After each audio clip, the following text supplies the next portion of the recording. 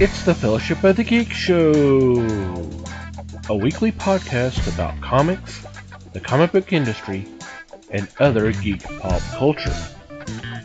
Music courtesy of Mandy the Martyr. And now, on with the show!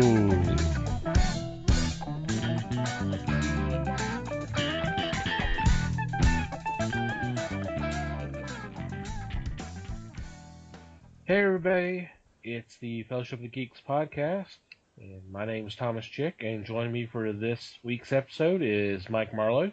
Hey gang! And Les Webster. Hi there. How is everybody? Doing well, thanks. And you?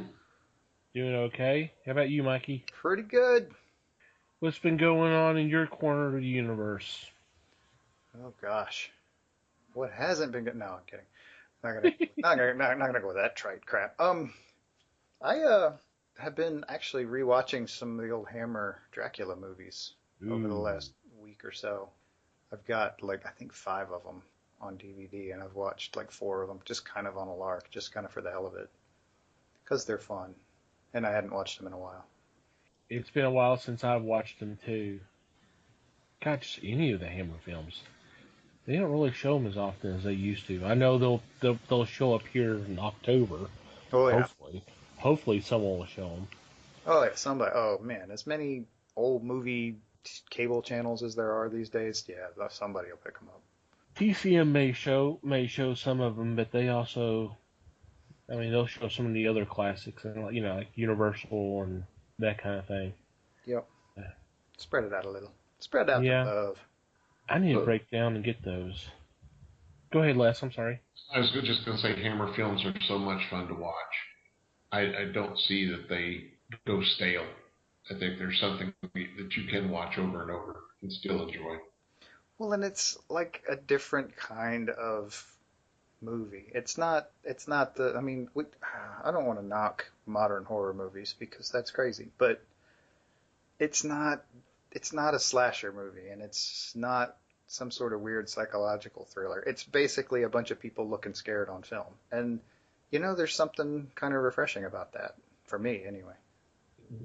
Same here. I agree with you. And of course, you're talking about the greats, Christopher Lee and Peter Cushing. Mm-hmm. Yes. Hard to go wrong there.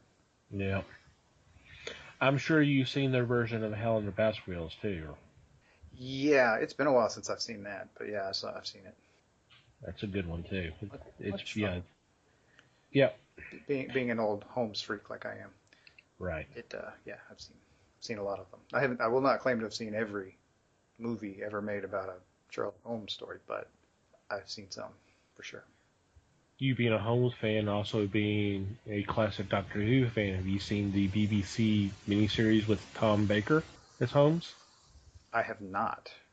I remember hearing about that several years back, and I never got around to finding it. I need to track it down.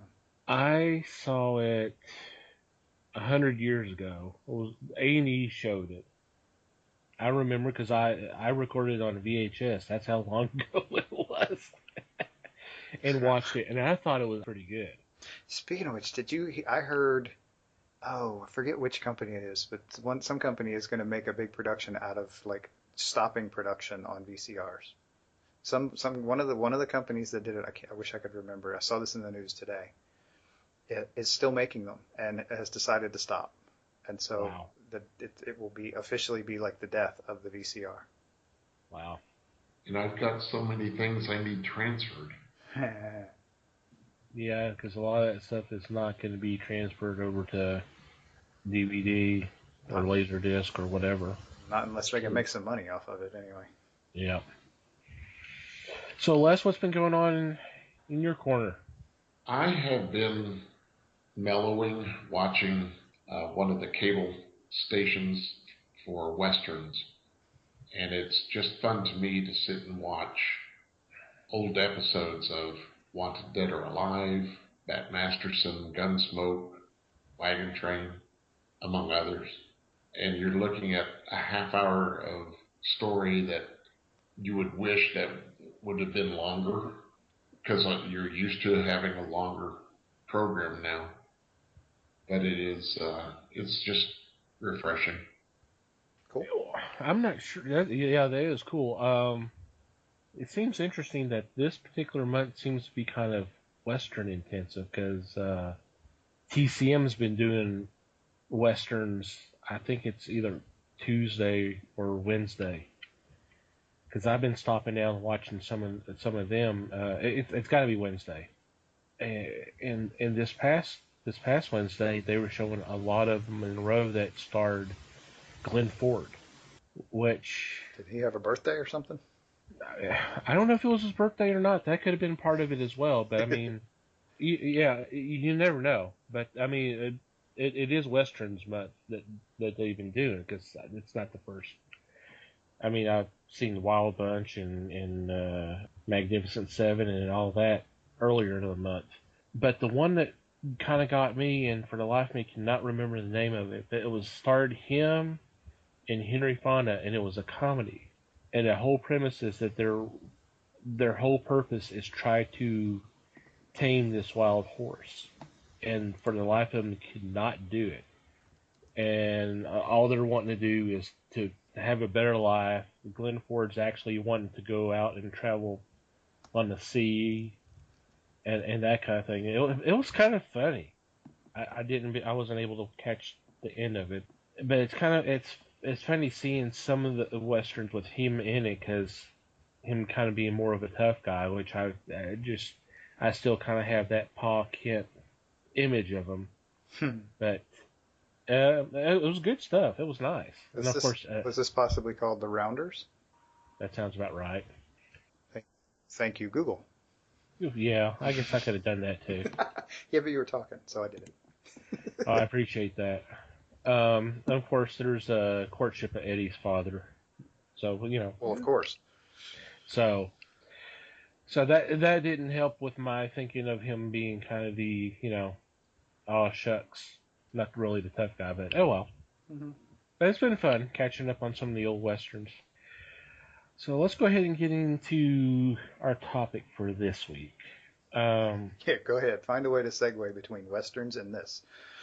Yeah, no, we don't want to bring up stuff that we talked about before, as in genre has gone. Yeah, no. Yeehaw!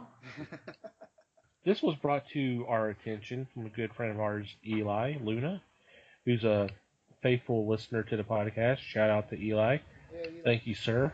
Eli, woohoo! Eli? Hello.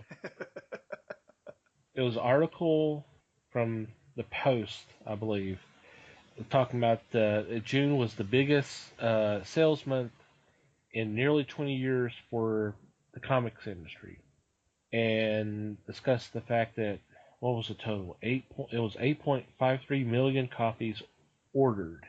And see, that's the thing for those who might see the numbers from some of the other websites listing sales for the month and that type of thing. Those numbers are actually sales from the distributor Diamond to the comic stores. Those are not sales of you and me as consumers. They're not end user sales. Yeah, they're not. Thank you. End user sales. So, according to this, it was the best month since December 1997. Looking at some of the numbers, the number one title, Civil War II, number one, had over 381,000 copies ordered.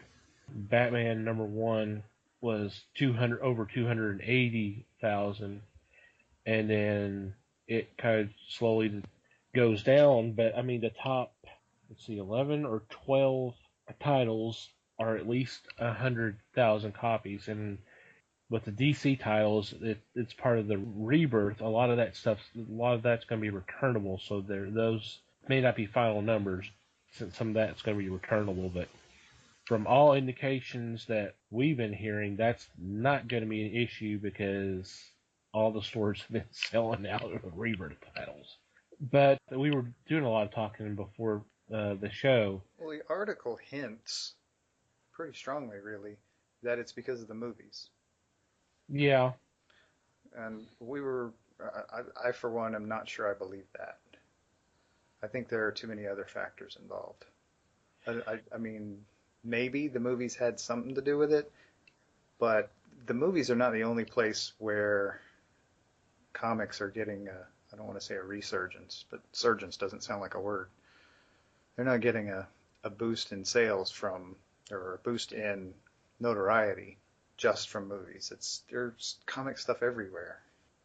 Yeah, I don't think it's the movies either, because the movies, this current crop of movies essentially started with, I want to say Iron Man back in 2009.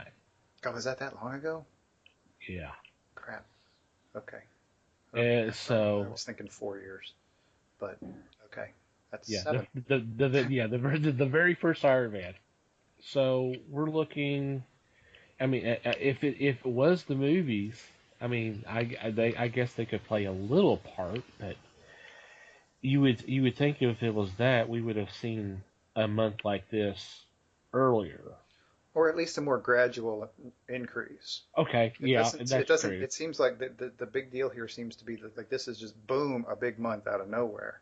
Yeah, Whereas if the popularity has been growing steadily since 2009, like you say, you would have seen a more gradual increase since then, and 8.5 million copies would not have been so wildly crazy.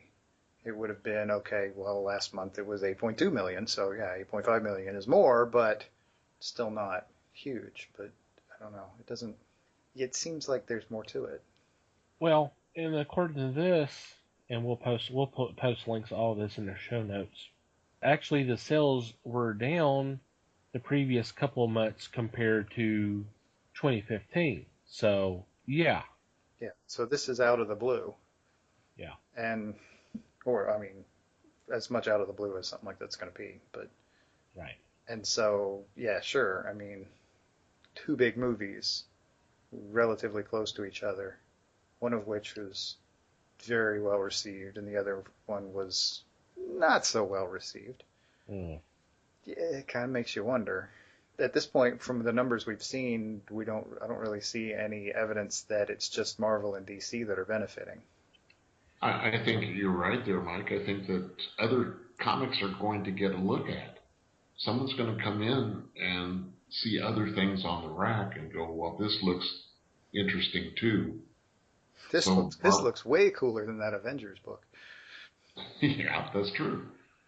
Yet, I can see the point of movies that are affecting sales with the upcoming Suicide Squad.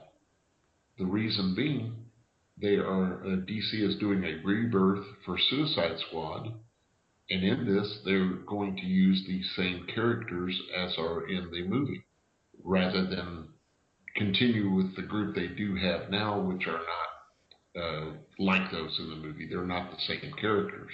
And I think if somebody comes into a shop now and sees the same characters in the comic, I can see that it's going to be sold quickly.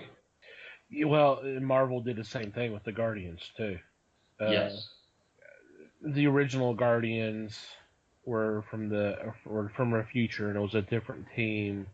But even when they did a modern day version of the team, it was a somewhat of a different lineup, and it eventually morphed into the group that we saw in the first film and that we'll see in the sequel.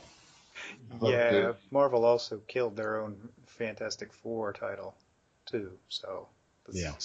just to throw a little curveball in there. and Sorry.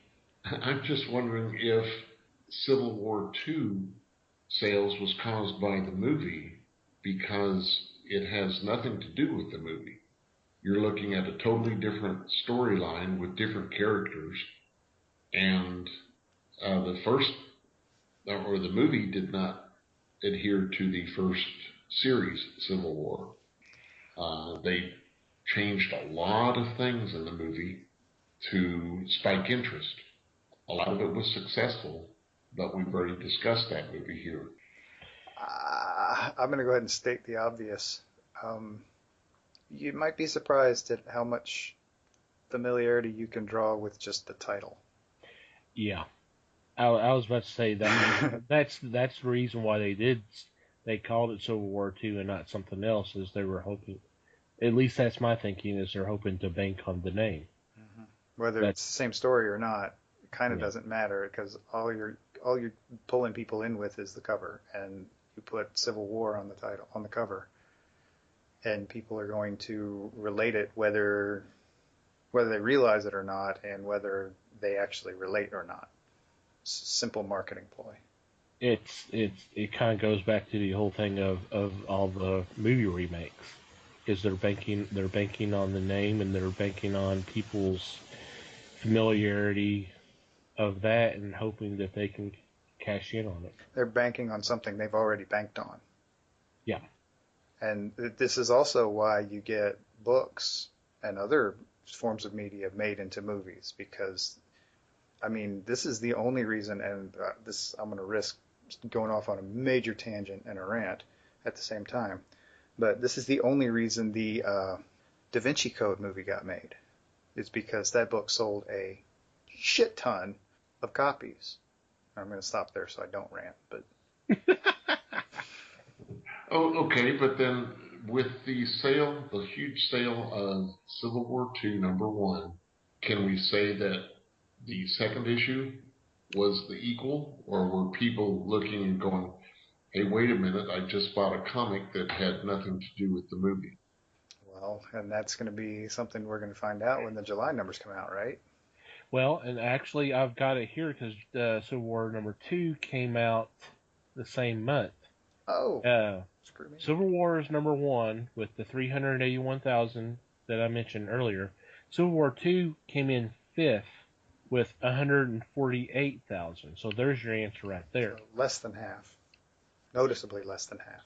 Yeah. So But that is retail sales, or retailer that's a sales. retail. Yeah, Well, but that's retail. that's what we're comparing it to. They're the Yeah. same. They're both numbers are the same thing. So that's all we have. So it's not showing how many were actually purchased by the consumer. Well, we'll never know that. Correct. No, that's true.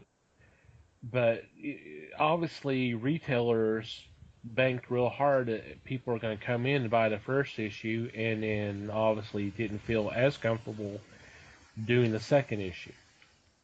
They knew Yes. that they knew better from previous experience. Yeah. Yep. Well, I think the retailers were banking on, just like we talked about with the movie, and plus the fact that it was a first issue. So they ordered a lot, and then figured, hey, if we need to reorder more of #2 because we didn't order enough, then so be it. Right. That's better than getting stuck with Yeah. 35 copies of a book that's not moving. Right. This is how you end up with dollar bins in the back of comic book shops. Mm-hmm. People making that mistake. In the deep recesses of comic book shops. Mm-hmm.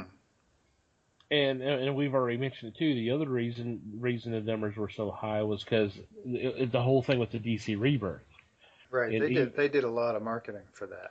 but even then, not enough was ordered because it was so quickly went to second printings and third printings. And we know this from personal experience. So even with all these numbers, the numbers could have been even higher. Right, and some of that 380,000 could, because it was early enough in the month that there could have been another wave of orders for that during the month. That's true.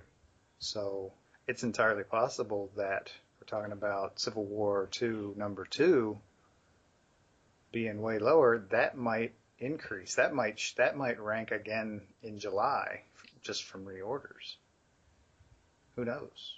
We won't know that yet until those numbers come out. And since it's still July, Yeah, we don't know. it'll still be another couple weeks before we get that kind of information. Right. DC dangled something out there for the retailers that they really couldn't pass on. And it's... They made them an offer they couldn't refuse. Exactly. Because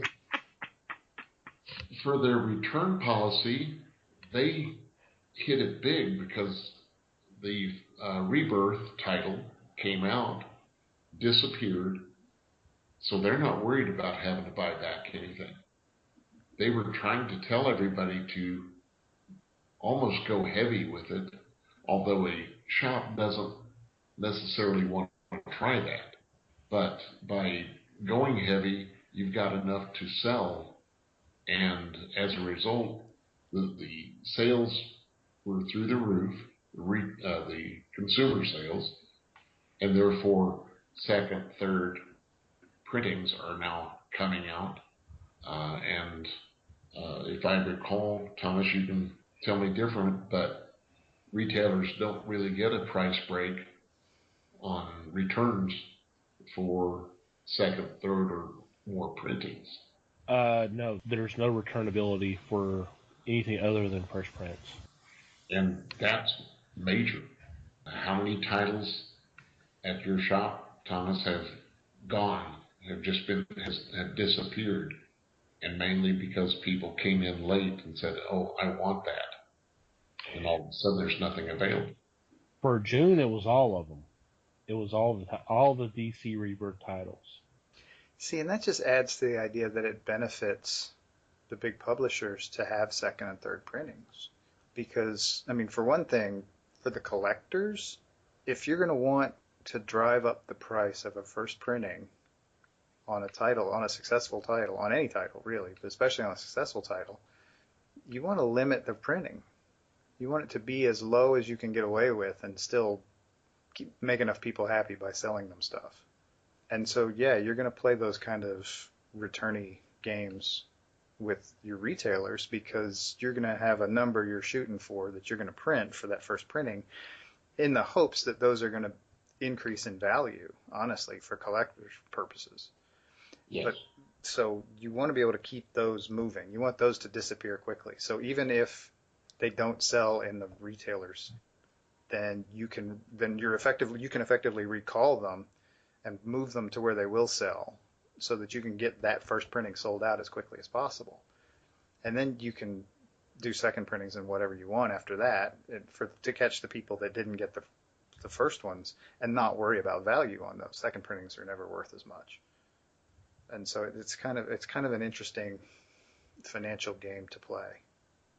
I mean, it's almost the same game that the retailers play on a much smaller level every week.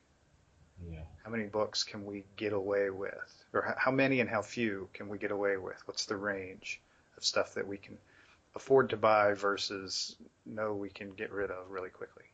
Right. So that we can then have more capital to sink into more books playing the same game, and it never ends. But to me, it is every retailer's duty to try to turn people toward a new title. Something similar to what we do here on our cast. I have a feeling that if you have someone come in and just point out a new title to them, and in my case, I'll tell them what I really liked about it or what I disliked about it, but usually I'm very positive on this stuff. And as a result, sales for obscure titles, small press titles, whatever, are sellable. And a store will all of a sudden be out of a small press title miraculously.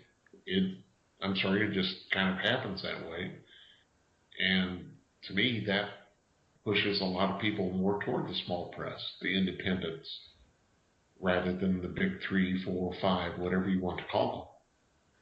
Yeah, and you've also got, I mean, with small presses, they know they're not going to sell 300,000 copies of anything, so they're not going to print that many, and they're going to print. It's the same game, it's just on a much smaller scale again, because they're only going. I mean, if they can get away with printing 10,000 or 15,000 copies of something like Walking Dead every month, they can be pretty sure they're going to unload those, and if not, they go to a second printing, and everything's fine if they have enough demand for a second printing. So it's ultimately it's the same game, and it does benefit the retailers to market the stuff because they have to the numbers are in once they've bought it from Diamond, so it's up at that point the burden's on them to get rid of it and to get their capital back basically. plus whatever microscopic profit they earn. We're just about at the end of my financial knowledge at this point anyway, but Okay. And here to speak on big business is our representative, Mike Marlowe. yeah, I don't know how I got to be a representative of that. I work for a fairly small company, and this particular, can't even call it a corporation, really only has like the 3 members, but plus our loyal listeners. Exactly. Yes. So the other thing that this article mentioned that I found interesting was it talked about, in addition to the movies and the popularity, it talked about digital availability, which I thought was funny based on the other article that we found, that Tom found for us. Yeah, a day later it talks about the article, and we'll put it in the show notes as well, saying that digital sales were down in 2015 for the first time, and the thinking on that, it just didn't make any sense because Well, it kind of does because I'm looking at it right now, and the okay, deal is that they're pulling numbers from 2012 and 2013, okay, which is before this drop that the other article mentions. I mean, it went up again in 2014 or held pretty much the same, something like that, and then in 2015 it drops. And so these guys are pulling kind of old statistics, the Post guys. well, if I remember correctly, and correct me if I'm wrong, didn't it mention something about possible tap out of devices? I believe that it did say that. Which doesn't make sense to me because it's like, okay, yeah, okay, everybody's got a device, whether it's an ebook or whatever else to read the digital comics, but the digital comics are still coming, whether it's new books or it's previously in print before now being converted to digital. That material comes out.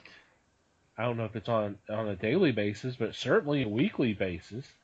So why would the sales be down if the product was still coming out there? And that's it. Just I don't see how the number of devices. Right. The idea of Like, basing the purchases by the market saturation of devices is a little silly. The only reason that that could even be a factor is if people are buying digital comics for the first couple of years they have their tablet and then saying, screw it, I don't want these anymore. I mean, it doesn't make sense to me that market saturation has anything to do with a drop in sales for a product that just happens to use that device. right. I don't get it. What are your thoughts, Les? I am not familiar with digitals. I've had one run-in with it. It was enjoyable. It didn't do all that much for me. As far as their sales go, that just depends on the consumer.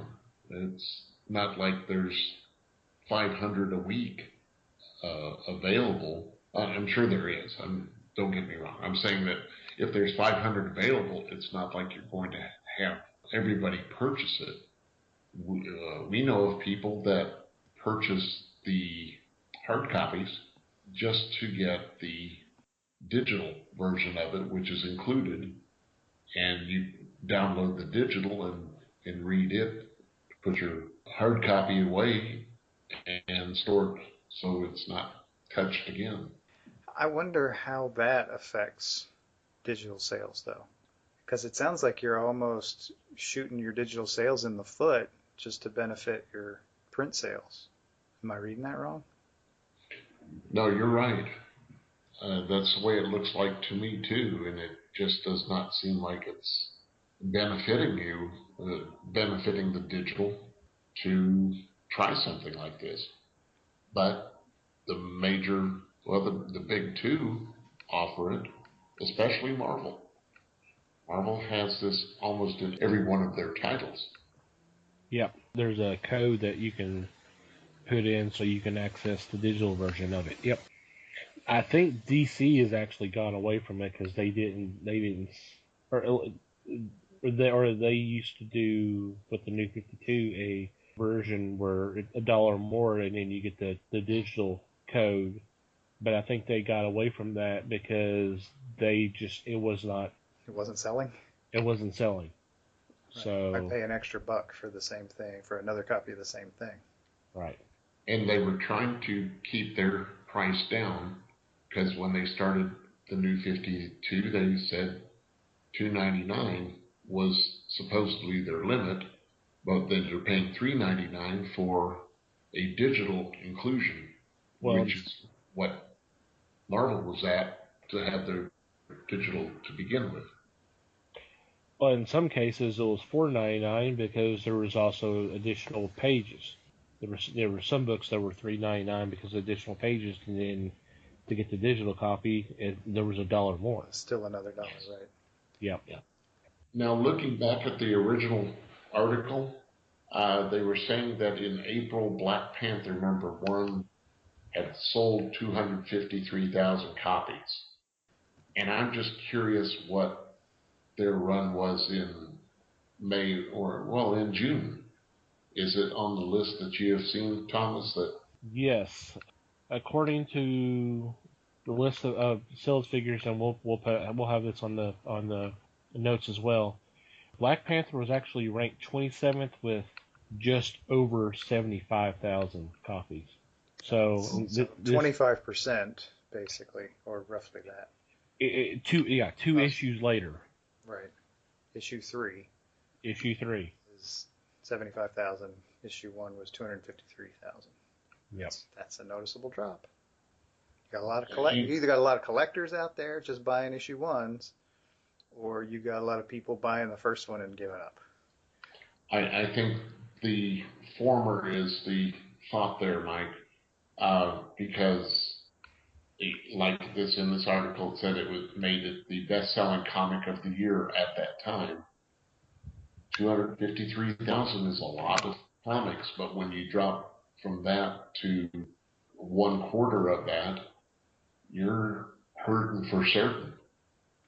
And it is collectors going, I gotta have the #1. Right, because they'll go in and they'll buy 5 on the first week when the #1 comes out, and they'll more than likely they'll bag and board them all. They'll lock them up tight so that and wait a year until the thing's worth something, and then they can start playing the market game. Honestly, guys, I think it may be a little bit of both. I think retailers ordered heavy because of the film and how popular the characters seemed to be leading up to the film. Well, and there was also some hype.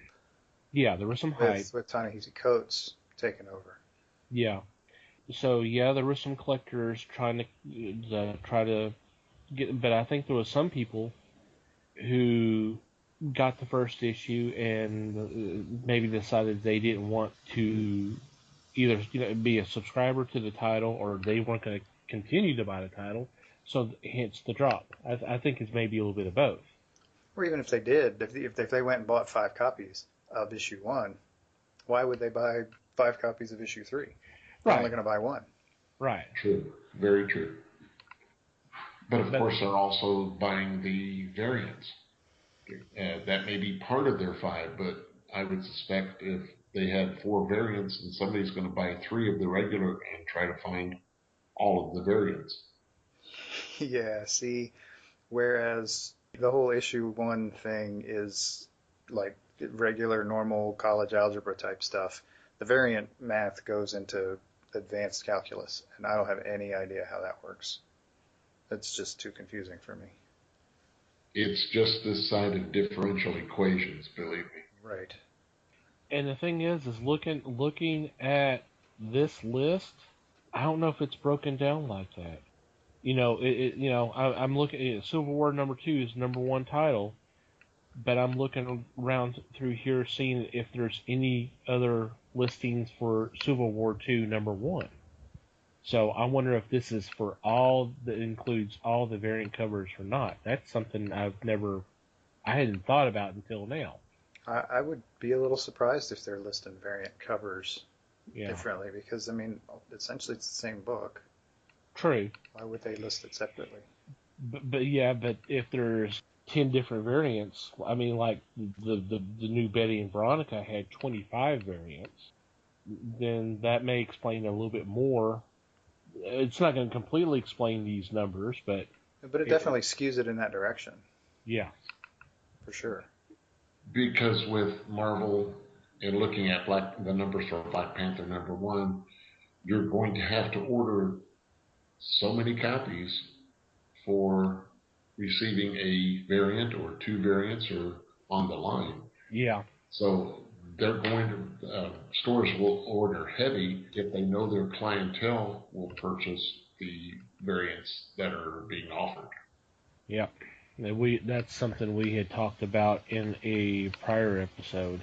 The whole thing with the variant issue. No pun intended.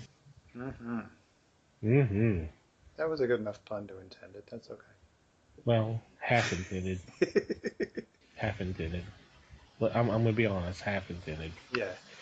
So, guys, what do you think? You think there's going to be a big drop-off for July? No, I don't. I think just the big 2 will have enough that it's going to keep them high, maybe not as high, but it's going to keep them up there with the new titles that both are putting out. In Marvel, you've got all the tie-ins for Civil War II, and of course with DC, you have more Rebirth titles coming out. I think it's going to be going high. DC has ventured into the Hanna-Barbera, and yes, I am one of those that try to get all of the variant covers, but both or all 3 of their titles right now are great reads. Are those showing up on your top whatever list? Yeah, I'm looking right now. I kind of hope so. Yeah, I actually kind of, well, he's looking that up. I kind of hope that it maintains for the summer. I kind of hope July and August stay up there like that because A, because of some of the movies, and B, because of the events, even though I'm not a huge event fan. I do still kind of hope they sell. And I also hope that some of the indies or some of the not big 2 publishers are making some bank at this point too. Yeah, agreed. Ranked number 73, I'm seeing Wacky Raceland #1 at 34,000 copies. At 82 is Scooby Apocalypse #2 at just under 30,000. It's at 29,800. Let me look for Future Quests. We knew that actually went to a second print, so let me see. Well, that's cool. Yeah. So would that technically count as an event? The whole Future Quest? I mean, a Future Quest is like the main title for that, and the rest are sort of event spin-off type titles? They're not really tied in together as far as I could tell. No, they're not. Okay. They're individual stories, and even the Flintstones was fun to read. Cool. I mean, I'm glad they made them fun to read, for sure. But they're a little darker too, Mike. They're not looking toward 8-year-olds watching or reading this. It's not like it's a total teen book, but say the Scooby Apocalypse. I think we've said it before. It's not finding the old gatekeeper being the villain. No, they actually have to fight monsters in these. Well, that's an interesting change. Yes. So they have to fight zombies, vampires, things like that, where they're not just solving a crime. The Mystery Machine is a little bit tougher vehicle than it was prior. Yeah, and that's actually got a bit of precedent, I noticed, because my son sort of started watching the series that they did, the quote-unquote reboot Scooby-Doo series that they did like in 2012, somewhere in there. Mm-hmm. Yeah. And there was definitely a little bit of a supernatural bent to it, which in the original, there was absolutely, I mean, things appeared supernatural, but they were always explainable. I mean, one of the episodes I saw him watching the other day, there was like a spell battle in this episode, and I was a little surprised. It was definitely not it was not the Scooby-Doo that I disliked as a kid, that's for sure. Okay, I'm gonna have to do some further research on this because I'm seeing Future Quest #1. Did Future Quest come out in May or is it in June? I think It must have been May. Okay, I thought 2 just came out like a couple of weeks ago, so like the beginning of July. because what I'm seeing here, Future Quest is ranked 232 with only a little over 8,000 copies, and that seems rather low compared to that's real low compared to the others. Yes, yeah, that's true. Yeah, So I'm just wondering if that's reorders in June and that it came out at the tail end of May. yeah, could be. Because I mean, like I said, Wacky Raceland was 73, and Scooby Doo Apocalypse it's number 2, and Future Quest was the first one, right? Yes. Okay, so yeah, and Scooby Doo Apocalypse 2 is on here. So yeah, I think that's carryover from May. At least I hope so, because I haven't read Scooby Yes, Apocalypse. Future Quest came out May 18th. Okay, Future all right, Quest so 1 came out May 18th. okay. I hadn't read the Flintstones. I hadn't read Scooby. I was not all that thrilled about Wacky Raceland in general. I liked how they handled Penelope, but the rest of the characters just didn't really grab me. I'm enjoying Future Quest, at least the first issue. Like I said, I hadn't read the second one yet, but I definitely loved that first issue. So I like where things are going.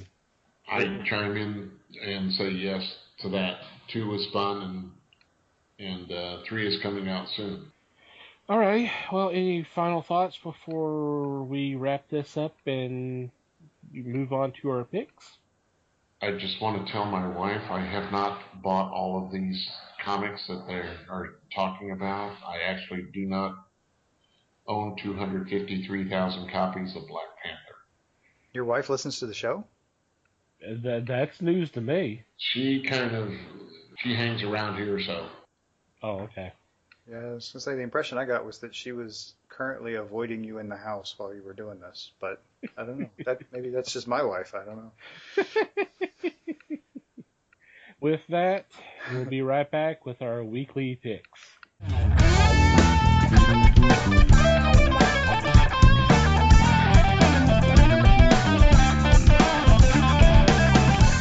It's time for weekly picks, and leading off today is Les. my first pick is from Dark Horse, and it's a comic by Gene Haw, writer and artist. It's May. This is issue number 3, and in this one, May and her sister continue their search for their kidnapped father in a fantasy world. If you've been reading this, you found that it's very interesting. It originally sounded like another title, as was pointed out by Mike prior to our cast. And you're right, it does resemble Birthright at start, but it's learning to stand on its own, so it's been a fun read. Oh, I agree. Yeah. It did seem that way at first, and they have managed to go in a different direction. And I'm actually enjoying it too. Woo! Good stuff. Mikey. All right. Well, I'm starting off with an Image book. I know that never happens. This is actually a Top Cow book. And it's actually one I've talked about before because I really like this book. It is Postal.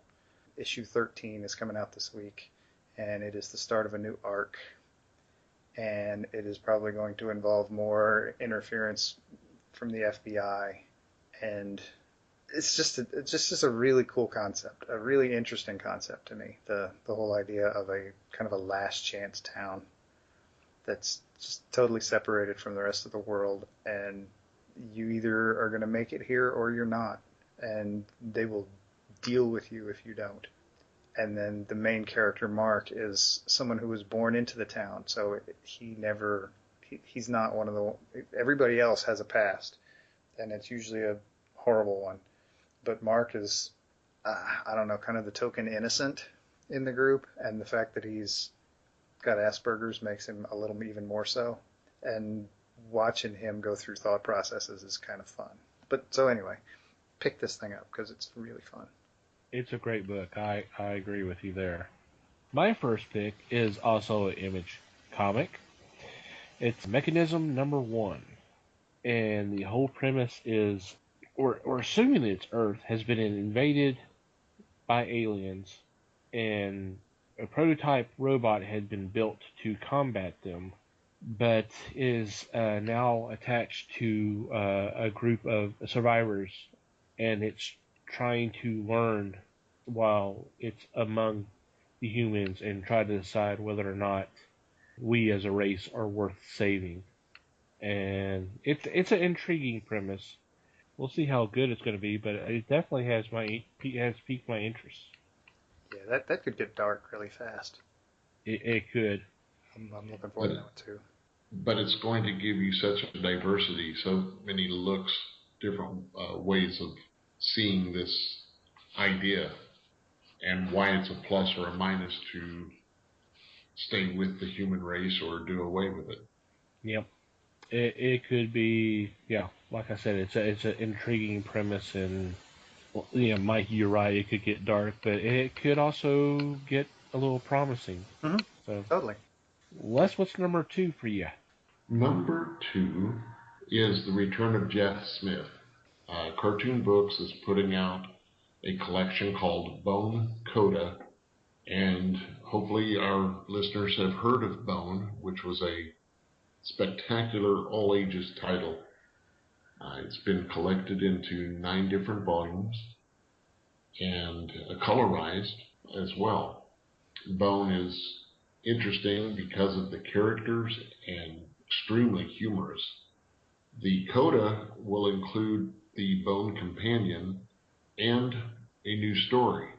The Bone Companion is obviously a explanation of characters and situations, and then the new story is what I'm really looking for, because Smith hasn't worked on this for far too long, and I'm really excited to see what kind of new story that he's going to stick in this collection.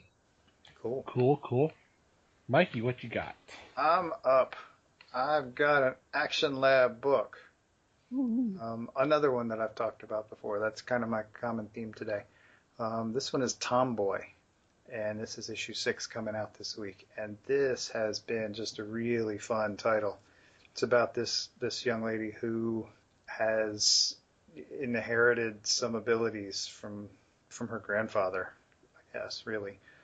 And it has allowed her to become I can't think of a better word than vigilante.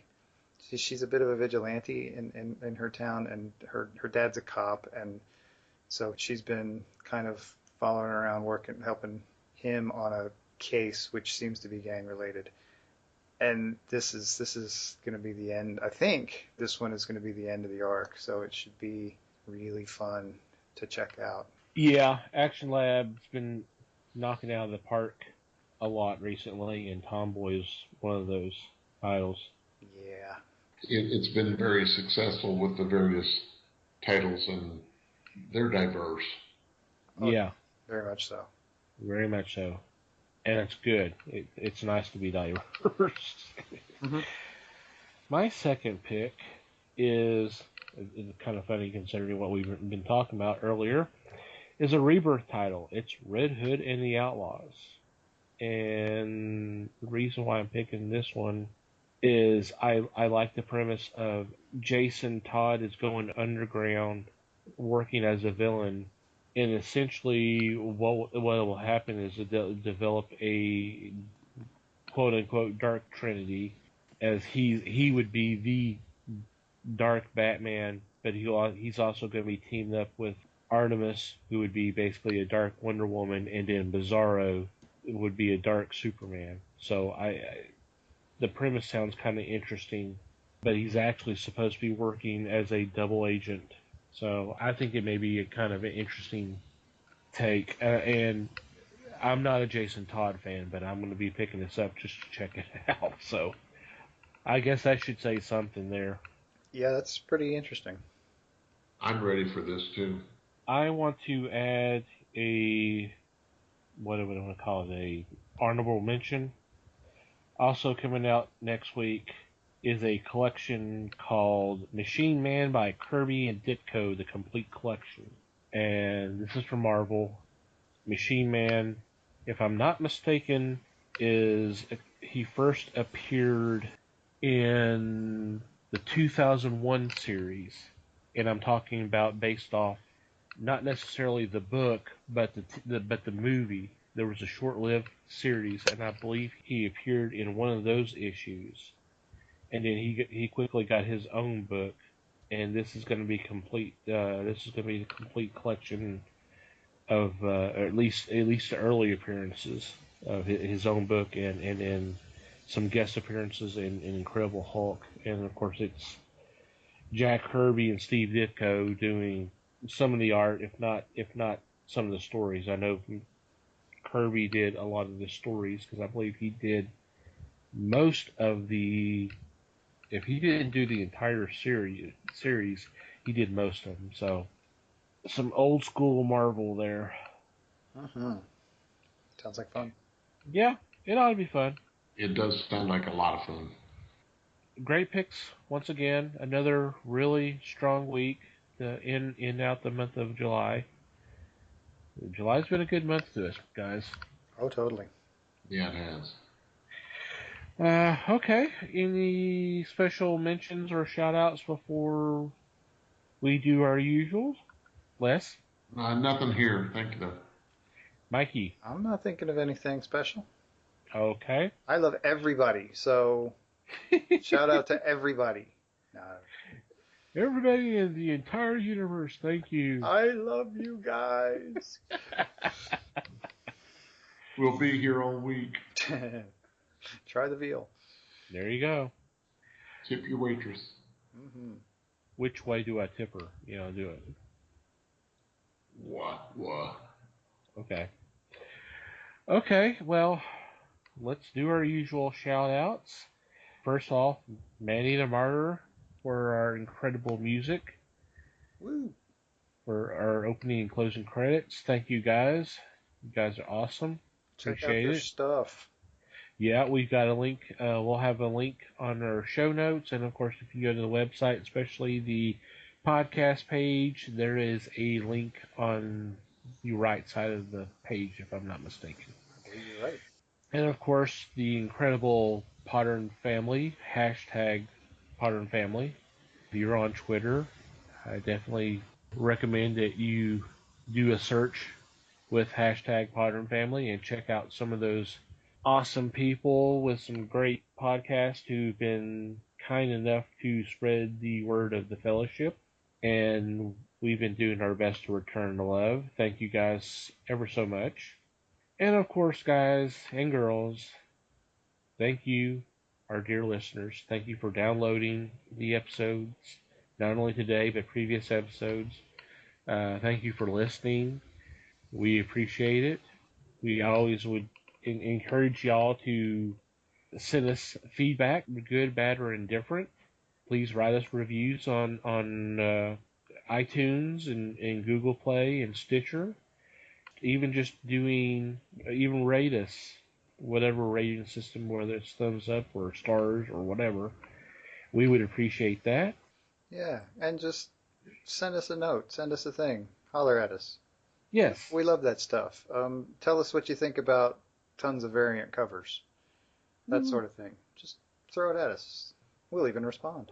Hey, yes, exactly.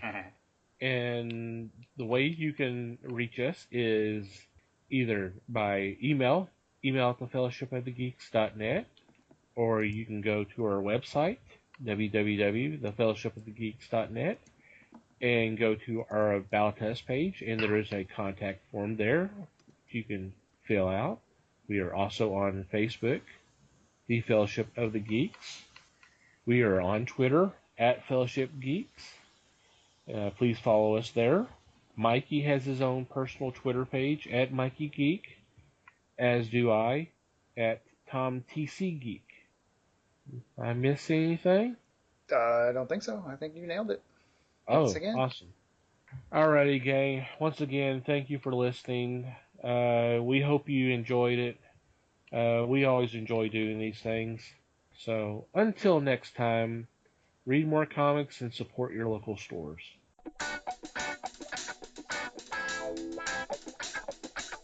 We thank you for listening to the show.